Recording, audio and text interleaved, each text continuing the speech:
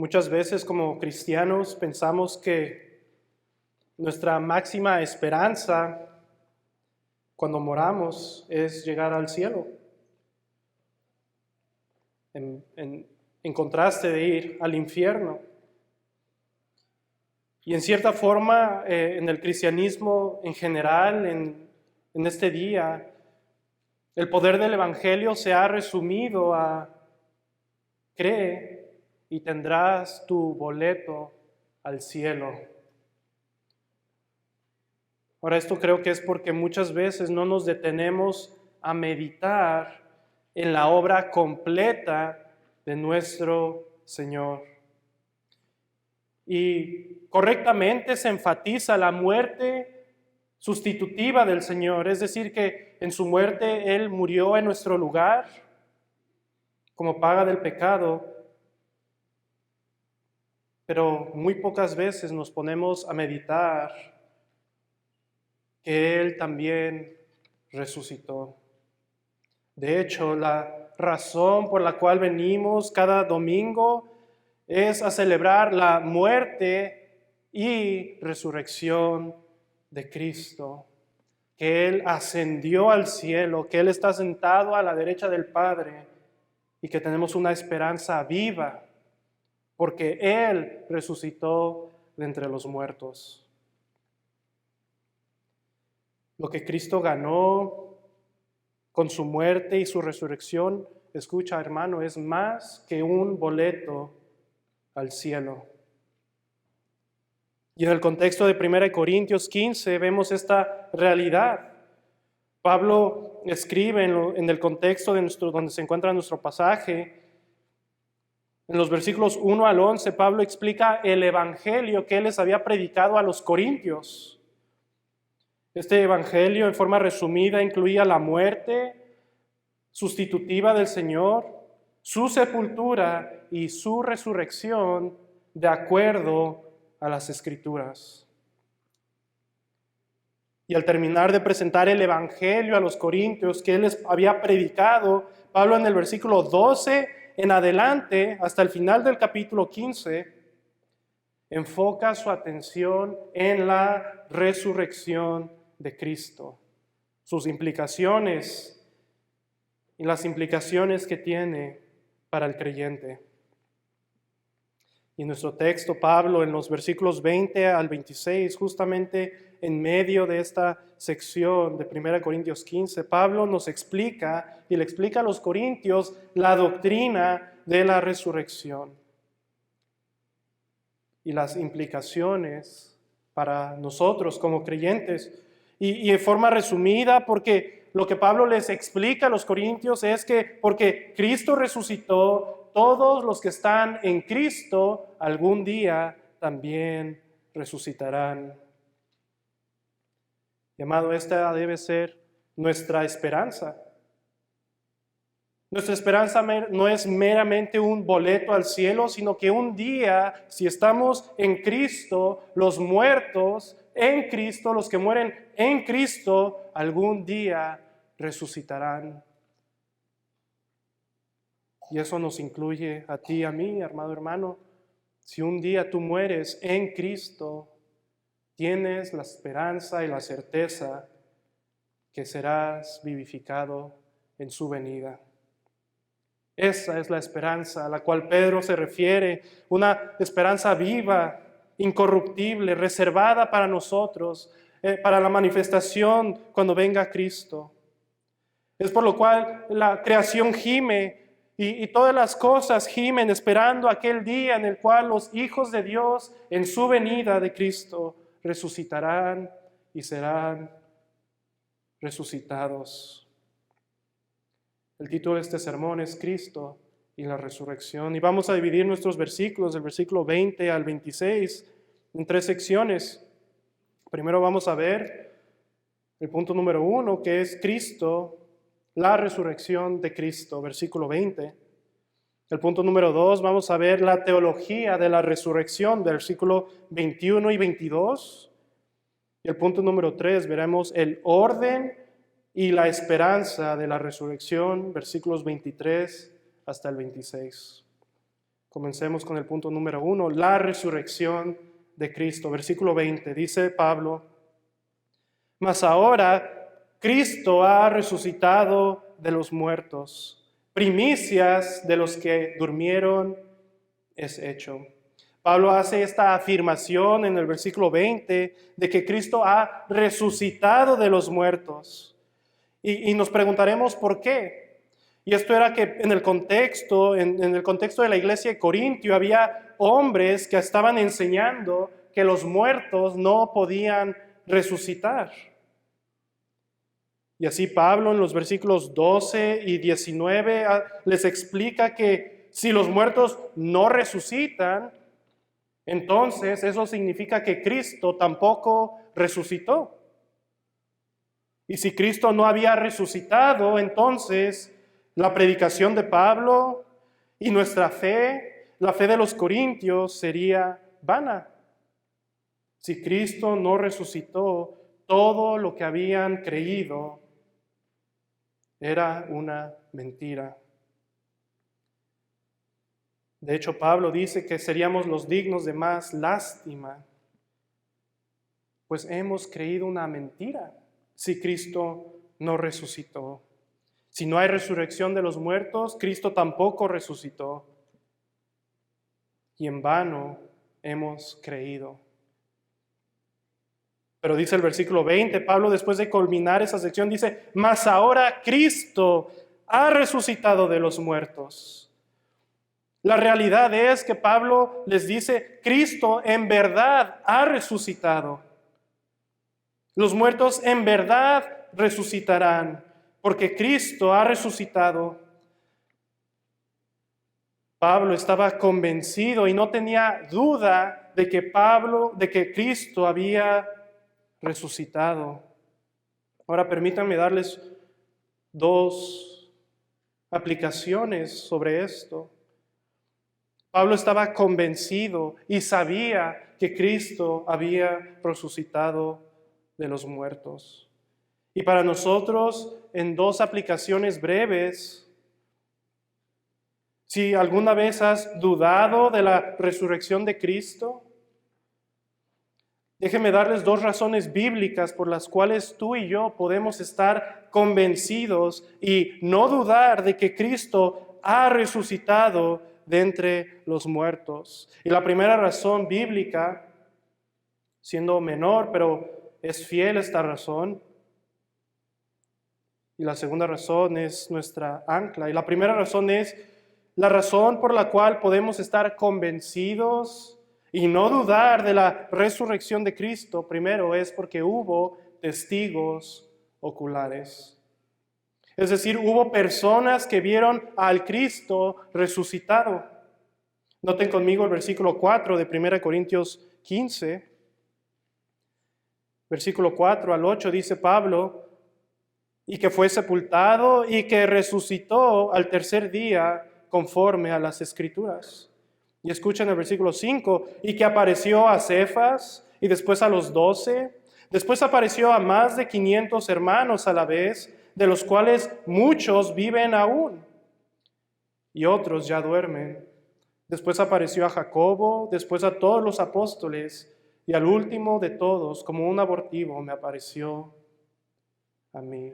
Hubo testigos que vieron a Cristo resucitado. Y de hecho su testimonio, el testimonio de ellos nos dicen que es fiel y verdadero.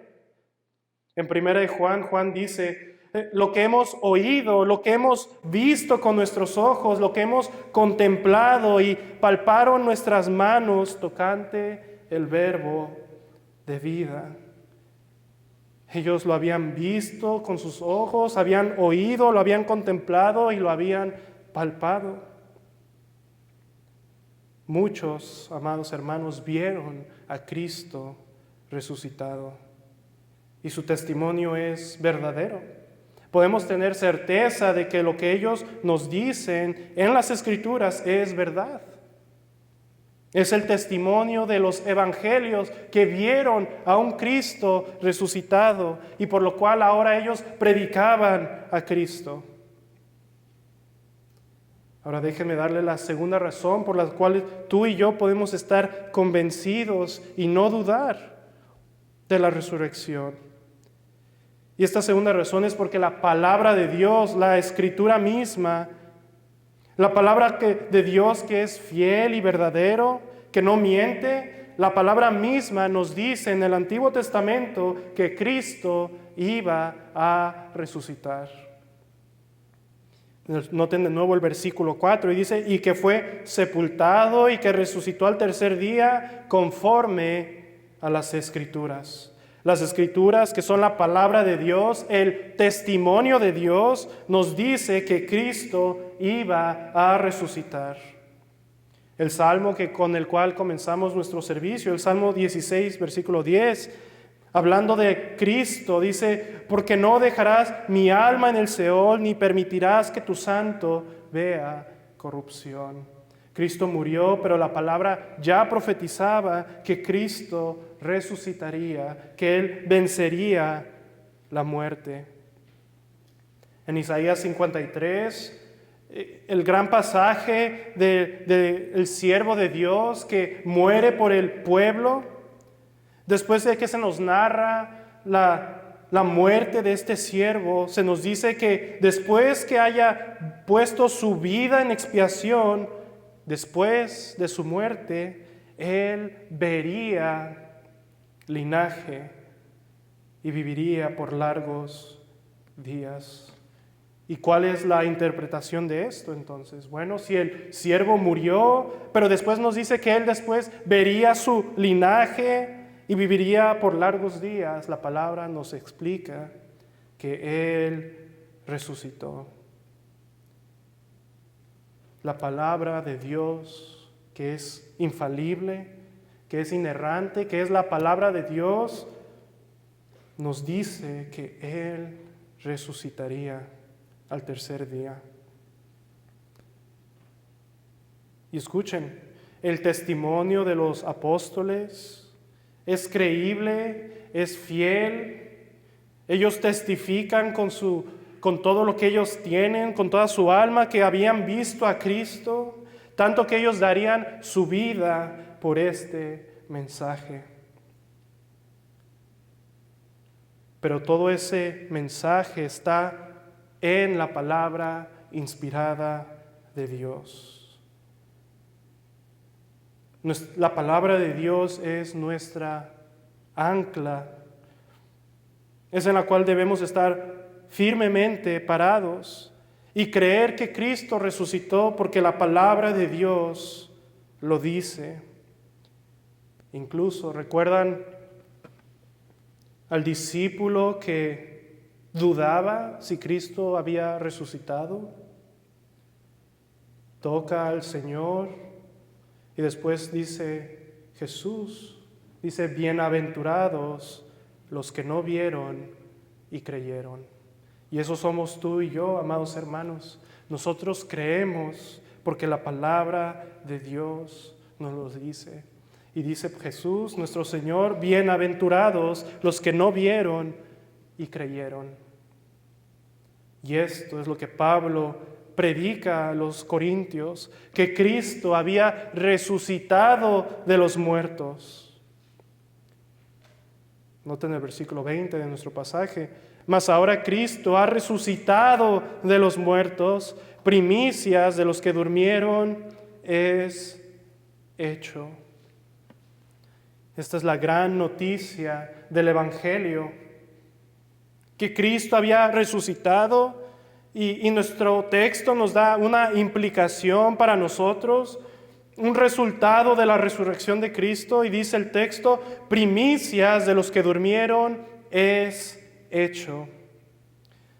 En nuestro texto dice primicias de los que durmieron, y aquí se usa Pablo un eufemismo para referirse a la muerte. A los que se refiere que durmieron, Pablo está diciendo los que murieron en Cristo. Son todos aquellos que mueren en Cristo. Ahora, muchos basados en este texto enseñan que Los que mueren entran en un tipo de dormir del alma, donde están inconscientes, donde el hombre cuando muere no va al cielo con Cristo, sino que están en un tipo de dormir, inconscientes. Pero esto no es lo que Pablo se refiere. Esto solo es un eufemismo para decir, en otras palabras, que murieron. Pero ¿qué sucede entonces, amados hermanos, con un creyente que muere? Las Escrituras son claras. El cuerpo vuelve al polvo, pero el alma de un creyente va directamente a la presencia de Dios. Juan, en la visión de Apocalipsis, vio las almas de los mártires que habían muerto por el Evangelio, y él los ve, estas almas, delante de la presencia del Señor. Pablo mismo dice que el vivir es Cristo y el morir es ganancia, porque él al morir estaba seguro que estaría con Cristo. El Señor al ladrón en la cruz le dijo que ese mismo día estaría en el paraíso con él. Pero escucha, amado hermano, este no es el final de la salvación, como dije, no es morir y estar delante de la presencia de Cristo, pero nuestro texto nos explica que Cristo, al morir y resucitar de entre los muertos, Él es hecho las primicias de todos aquellos que han muerto en Cristo, de todos aquellos que ahora están delante de la presencia de Dios. Y lo que Pablo quiere argumentar y tiene en su mente es que al Cristo resucitar, Él es el primero en resucitar de todos aquellos que están en Él, en Cristo. La idea es como en el Antiguo Testamento, después de que se celebrase la Pascua, los israelitas traían los primeros frutos al templo, en símbolo de que toda la cosecha le pertenecía a Dios. Aquí Pablo toma esa imagen de los primeros frutos y Cristo, como el Cordero Pascual en su muerte, quita el pecado del pueblo, pero ahora Cristo por su resurrección, Él es las primicias, el primero en resucitar de todos aquellos que le pertenecen, de toda la cosecha de Dios. Él es la garantía, porque Él es las primicias de que todos aquellos que le pertenecen a Dios resucitarán. Primicias de los que durmieron es hecho. Cristo resucitó, ascendió al templo celestial, se presentó ante el Padre como el representante y Él es la garantía. Él es nuestra garantía porque Él resucitó. Tú y yo, amado hermano, si estamos en Cristo, iremos al cielo si morimos, pero también porque Él resucitó, nosotros también. Y esto nos lleva al segundo punto. La teología de la resurrección, versículos 21 al 22. Noten conmigo el versículo 21 al 22. Porque por cuanto la muerte entró por un hombre, también por un hombre la resurrección de los muertos. Porque así como en Adán todos mueren, también en Cristo todos serán vivificados. Pablo ahora desarrolla cómo es que Cristo ahora es las primicias de los que durmieron. Él nos muestra cómo por la representación de un hombre entró la maldición de la muerte, pero ahora por otro hombre entra en la historia la resurrección de los muertos. Y el punto es que en el versículo 21, noten el versículo 21, dice, por cuanto la muerte entró por un hombre, también por un hombre la resurrección de los muertos. Pablo nos quiere mostrar que al igual que en un hombre, en Adán, un hombre de carne y hueso, entró la muerte en el mundo. De igual forma, un hombre de carne y hueso trajo la resurrección. Cristo fue verdaderamente Dios, pero también fue verdaderamente hombre. Y al igual que por un hombre entró la muerte en este mundo, por otro hombre entra la resurrección. Y esto era importante de que Pablo aclarara para los corintios, porque había falsos maestros, había una falsa enseñanza que negaba la humanidad de Cristo. Ellos enseñaban que Cristo había entrado en la persona, en el humano de Jesús. Y que al Jesús morir en una cruz, la deidad había separado de la humanidad de Cristo. De Jesús, perdón. Pero nosotros creemos, y la palabra es clara, que Cristo era verdaderamente hombre y verdaderamente Dios. Y que Él verdaderamente había muerto, el Cristo verdaderamente había muerto en la cruz. Y que este verdadero Cristo, el verdaderamente hombre y Dios, había también resucitado de entre los muertos. Ellos decían, como no había resurrección, hubo un tipo de resurrección espiritual. Jesús permaneció en la tumba y lo único que resucitó fue su espíritu. Y fue lo que Pablo ya había aclarado. Si no hay resurrección, entonces tampoco Cristo resucitó. Pero Él sí había resucitado. Porque Pablo ahora les explica, lo que estamos viendo es que al igual que por un hombre de carne y hueso, entró la muerte, ahora por un hombre de carne y hueso, verdaderamente hombre, entra la resurrección. Noten el versículo 21 y el 22. Por cuanto la muerte entró por un hombre, también por un hombre la resurrección de los muertos. Versículo 22. Porque así como en Adán todos mueren, también en Cristo todos serán vivificados. Pablo no explica nada más cómo entró la muerte y la resurrección, es decir, por dos hombres, Cristo y Adán, sino como dice el versículo 22, estos dos hombres representan a dos grupos de personas. Y quiero que noten el versículo 22 y noten la palabra en. Dice, en Adán todos mueren, también en Cristo todos serán vivificados. Y esta palabra en es clave. Y lo que esta palabra en ambos casos nos apunta es a la unión de los todos a los que se refiere el texto. Unos están unidos a Adán, unos están en Adán y otros están en Cristo. Ahora, ¿qué significa esta unión? ¿Qué significa que en Adán todos mueren?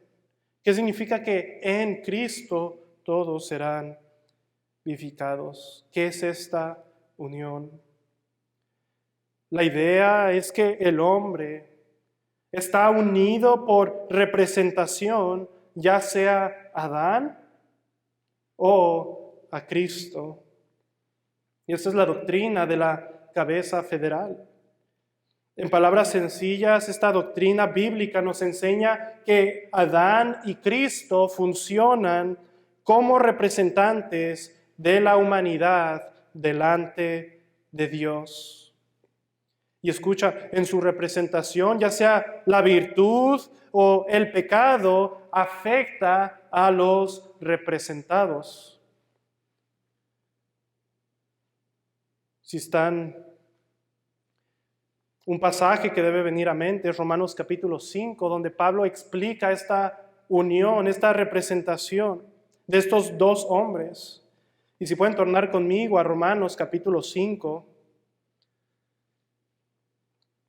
y quiero que veamos solo el versículo 12 y el versículo 19, que nos mostrará esta representación, cómo Adán representa al hombre y Cristo también.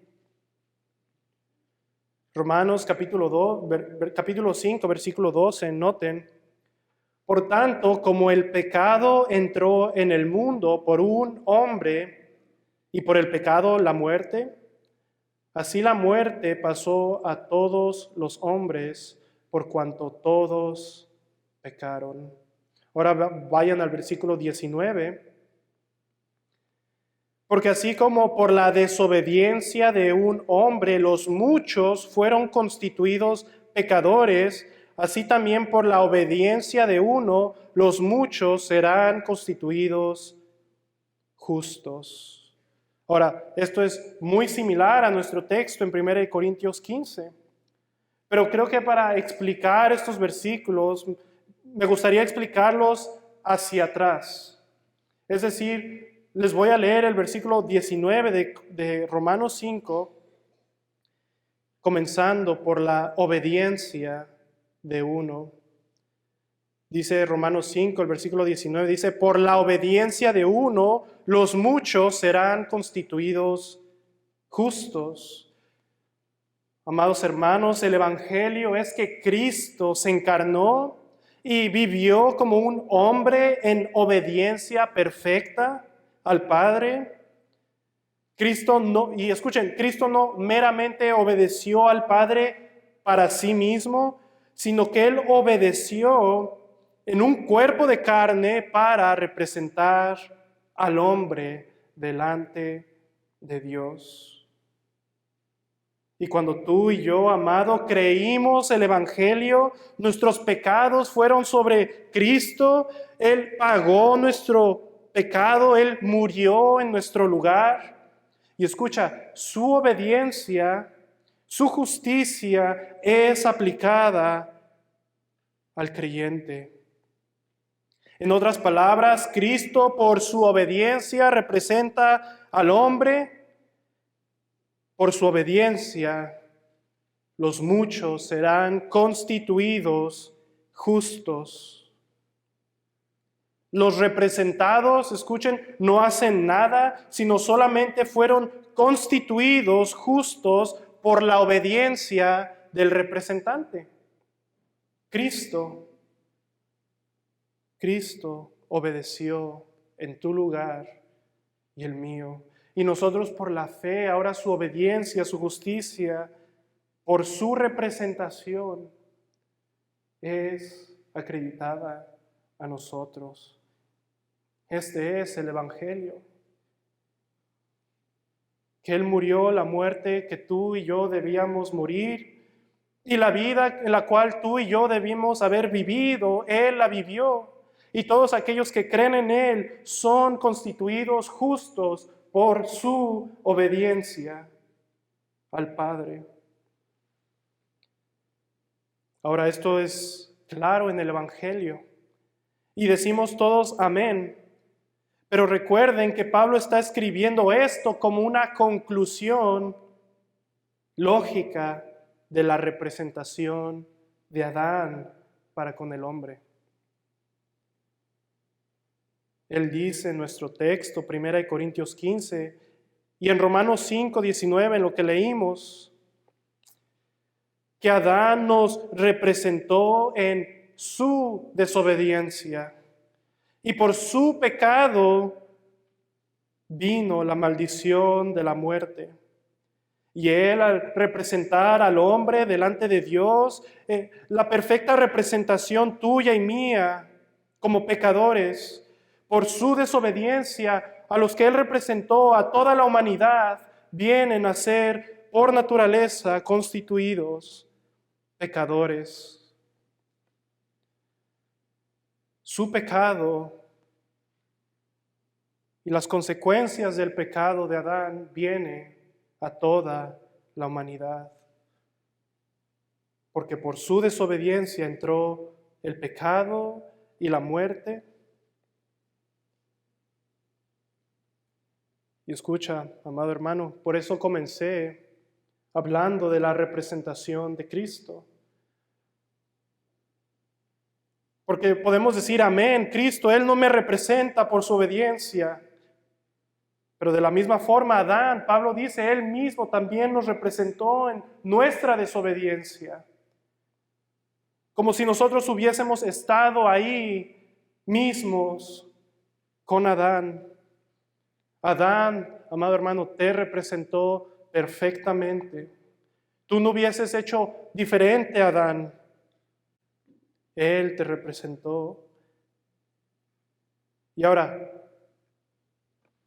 esto es evidente, su representación y lo que entró por Adán, pues tú y yo confirmamos que somos pecadores, porque pecamos todos los días y porque un día moriremos. Y si no estamos en Cristo, moriremos eternamente en el infierno.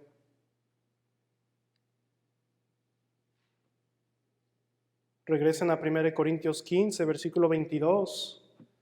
Habiendo explicado, viendo bíblicamente la representación de Adán y de Cristo, versículo 22 dice Pablo, porque así como en Adán todos mueren, también en Cristo todos serán vivificados.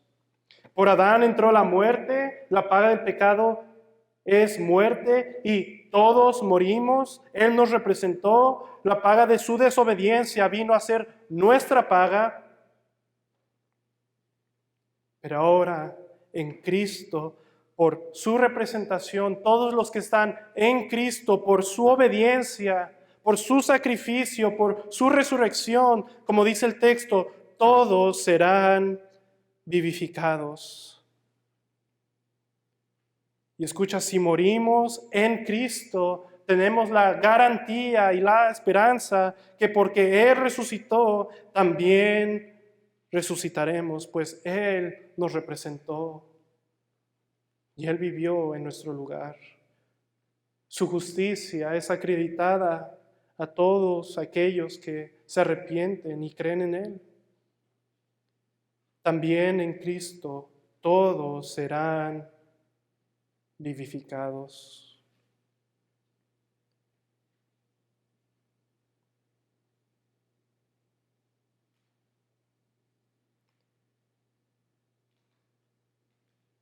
Veamos el siguiente punto, punto número 3, el orden y esperanza de la resurrección. Versículo 23 al 26. Pero cada uno a su debido orden. Cristo, las primicias, luego los que son de Cristo en su venida, luego el fin, cuando entregue el reino al Dios y Padre, cuando haya suprimido todo dominio, toda autoridad y potencia, porque es preciso que Él reine hasta que haya puesto a todos sus enemigos debajo de sus pies. Y el postrer enemigo que será destruido es la muerte. Pablo nos recuerda que la resurrección de los muertos, escucha, amado hermano, forma parte de la historia del reino de Cristo, donde Cristo está venciendo a todos sus enemigos y culminando con el último enemigo que es la muerte. R.C. Sproul dice de estos versículos, los corintios debían entender que la resurrección no es un evento aislado, es más bien un evento culminante en el gobierno soberano de Dios sobre la historia. En otras palabras, la redención de Cristo del hombre, culminando en la resurrección de los muertos, es parte de la redención de todas las cosas al estado de gloria, al estado de cuando antes que entrara el pecado y la muerte al mundo. Ya no habrá más muerte en aquel día, pues el último enemigo en la resurrección de los muertos se evidenciará que la muerte ha sido vencida. Quiero que noten la secuencia brevemente, el orden, como dice Pablo, de esta historia. Pablo dice, Cristo resucitó primero, Él es las primicias. Después dice el texto, resucitarán los que son de Cristo en su venida. Y entonces dice el versículo 24, el fin. Ahora, lo que continúa diciendo en el versículo 24 y 25 son las cosas necesarias que sucedan antes que venga ese fin. Noten cuándo es ese fin. Versículo 24.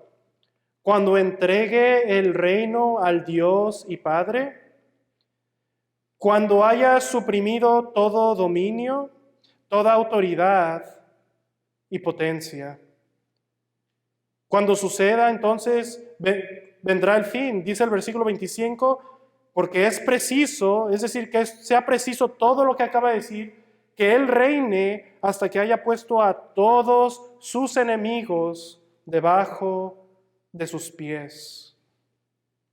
Amado hermano, de una forma más sencilla y de una forma cronológica, nuestro texto nos dice que Cristo, el que tiene la preeminencia sobre todo, resucitó primero y que Él ahora ha ascendido a la diestra del Padre, como dicen otros textos, y que Él ahora reina y pone a todos sus enemigos debajo de sus pies. Él está reinando. Él está suprimiendo todo dominio, toda autoridad y potencia. Y el último enemigo es la muerte. En su venida, cuando Él haya puesto a todos sus enemigos, en su venida los muertos resucitarán, venciendo el último enemigo que es la muerte. Versículo 26, y el postrer enemigo que será destruido es la muerte. Amados hermanos, en términos prácticos, vemos que el propósito de Cristo, como dijo un hermano, es entregar un reino, un mundo restaurado al Padre.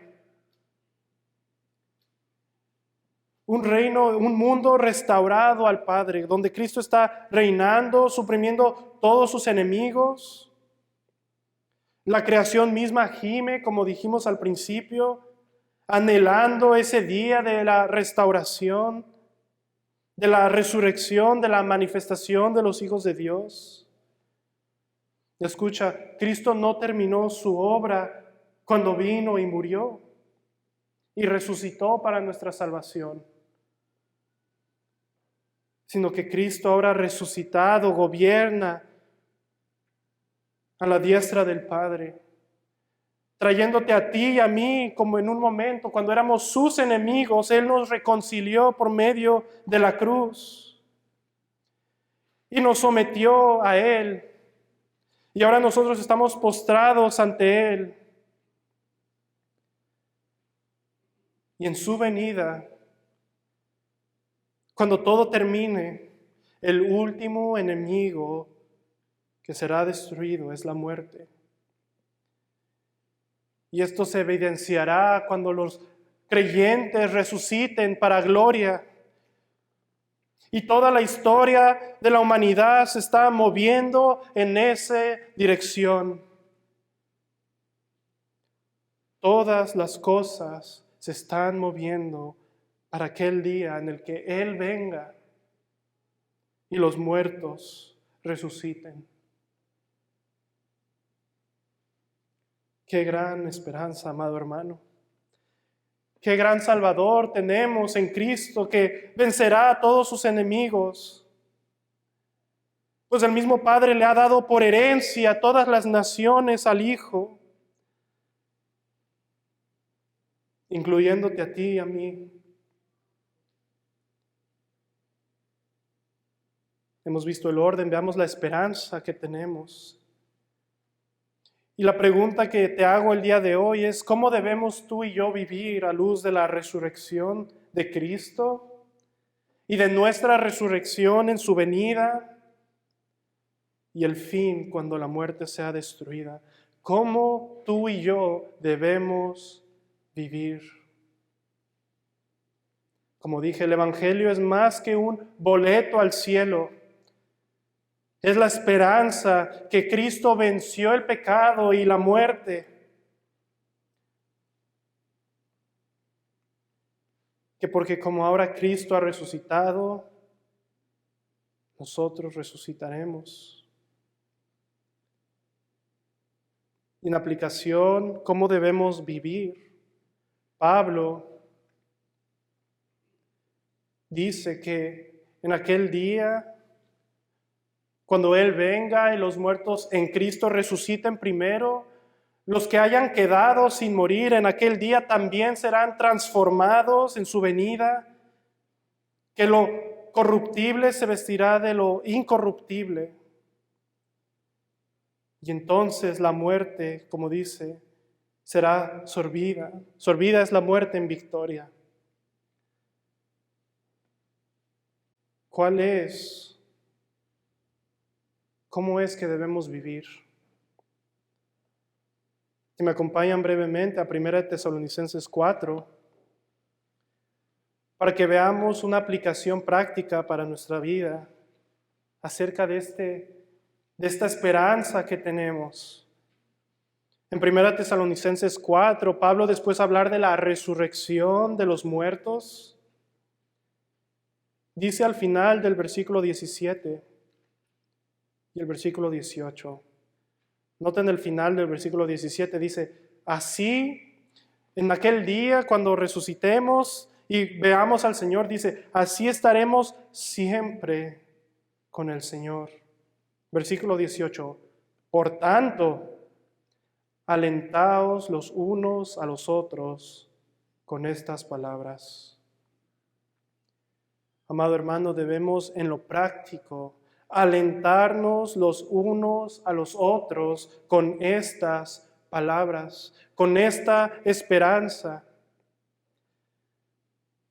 En medio de la tribulación, en medio de la fatiga, en medio del desánimo, en medio de la muerte, debemos alentarnos los unos a los otros a recordar que la muerte ya ha sido vencida y que estaremos con el Señor para siempre.